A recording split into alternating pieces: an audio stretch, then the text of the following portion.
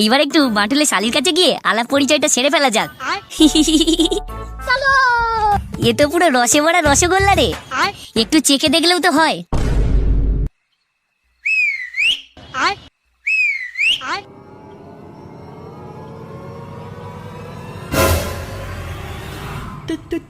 তুমি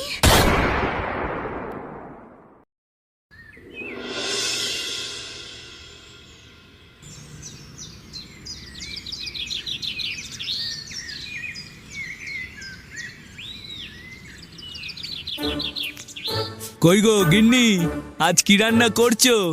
ওই তো শাক ভাজা আর ডাল। ও মা গো, আবার সেই ডাল? পেট ভরে খাচ্ছি ডাল আর উড়ে যাচ্ছে মাথার বাল। আর কত কাল খাবো ডাল দয়াল, আর কত কাল খাবো ডাল, পেলাম না মাংস শুধুই খাচ্ছি ডাল।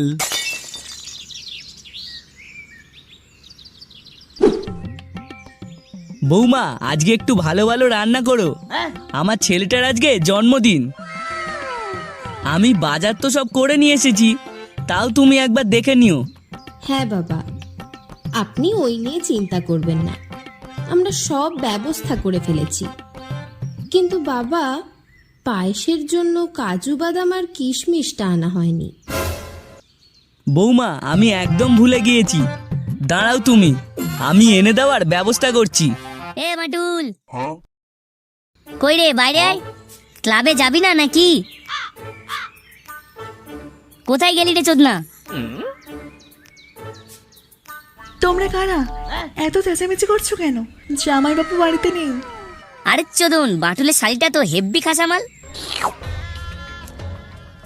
বলছি সে চোদনাটা কোথায় গেছে? কে এসেছে মা?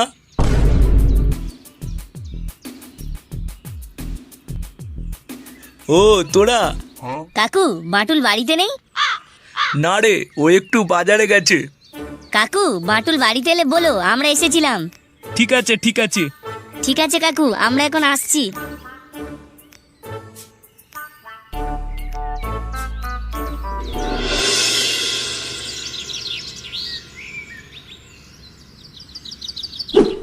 বাটুলের শালিটাকে দেখলি তো, পুরো খাসামাল। কিন্তু চোদনা, তোর না খুব নজর খারাপ। ঠিক এই কারণে কারোর বাড়ি অনুষ্ঠান হলে তোকে ডাকে না। সে বাড়া তুই যাই বল না কেন, খাসামালকে খাসা বলবো না তো কি বলবো? তুই এসে গেছিস ভাই, বস বস। না রে, আজকে আর বসবো না, বাড়িতে অনেক কাজ আছে। লেওড়া, তোর আবার কিসের বালের কাজ?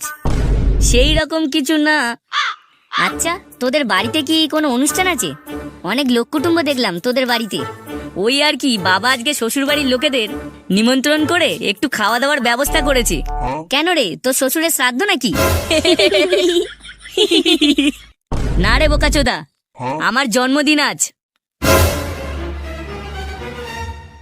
ও, তোমার শ্বশুর বাড়ির লোকেরা গিলবে আর আমরা কি বসে বসে হ্যান্ডেল মারবো? আরে না রে, তোদেরকেও একটা পিকনিক দেবো। কি বলছিস রে মানা? কই পয়সা দে, তাহলে গিয়ে মাংস আর মদ নিয়ে আসি।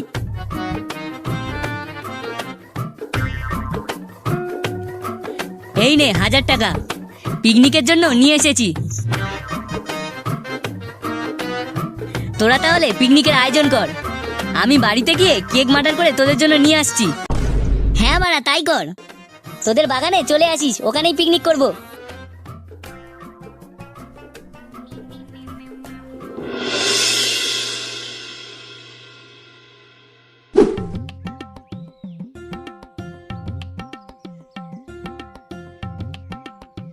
কি গো, তোমাদের রান্না বান্না হলো? এই তো আর একটুখানি বাকি। তাড়াতাড়ি করো, বেলা গড়িয়ে সন্ধে নেমে এলো। প্রায় সব কিছুই রান্না হয়ে গেছে, শুধু পায়েসটা করে নিলে হয়ে যাবে।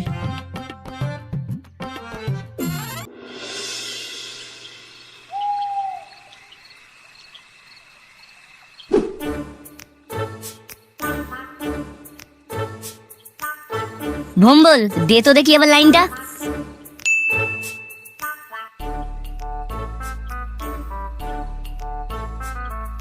Happy birthday to you. Happy birthday to you.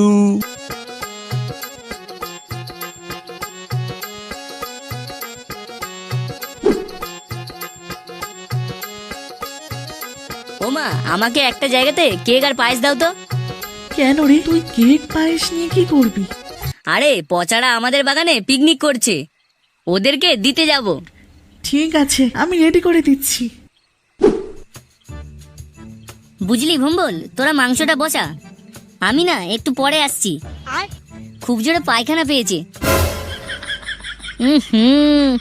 এই জন্যই তো ভাবছি এতক্ষণ গন্ধ কেন বেরোচ্ছিল।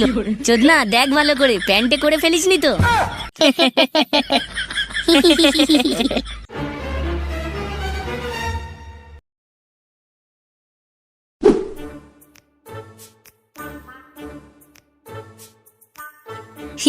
চোদনা, এইবার একটু বাটুলে শালির কাছে গিয়ে আলাপ পরিচয়টা সেরে ফেলা যাক।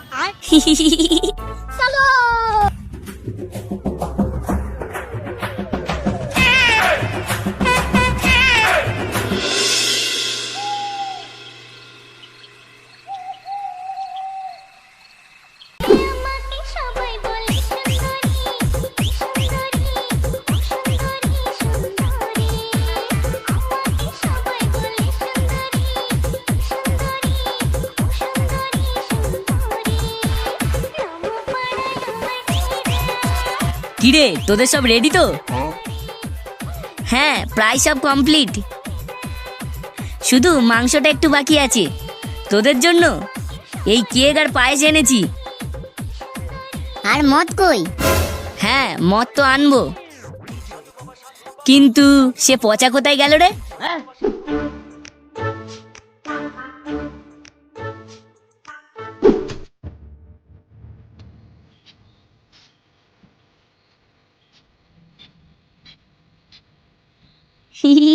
আরে চোদন, এ তো পুরো রসে ভরা রসগোল্লা রে, একটু চেখে দেখলেও তো হয়।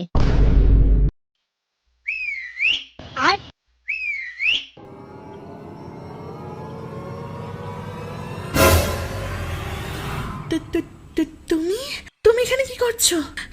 বাবা, দিদি, কে কোথায় আছে? তাড়াতাড়ি এসো।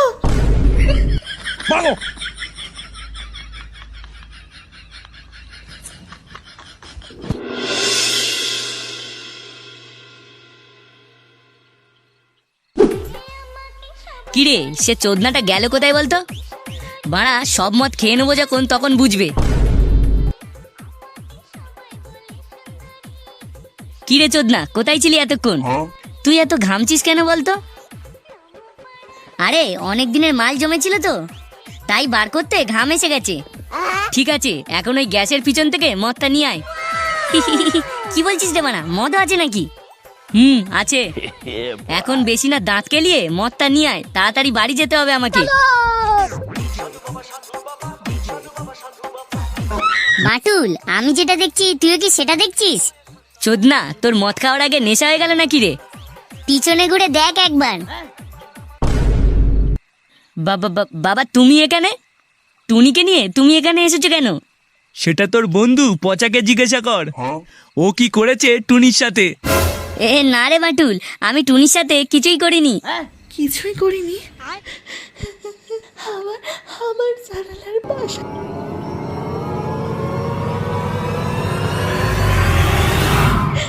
তবে রে বোকাচোদা, আর করবি? এ বাটুল, ছেড়ে দে, ছেড়ে দে, আর করবো না।